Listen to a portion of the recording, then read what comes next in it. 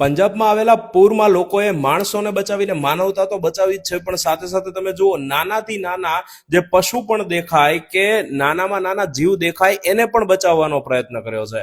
ઉંદર, ખિસકોલી, શ્વાન, બિલાડી, જે જીવ સુધી પહોંચી શકે તમામ જીવોને બચાવવાનો પ્રયત્ન કર્યો છે. અને આ જ વસ્તુ ફક્ત પંજાબને નહીં સંપૂર્ણ ભારતને વ્યાખ્યાયિત કરે છે કે આ છે મારું ભારત. ગર્વ છે આપણને પંજાબ ઉપર કે આવી પરિસ્થિતિમાં પણ તેઓએ નાનામાં નાના જીવનું પણ ધ્યાન રાખેલું.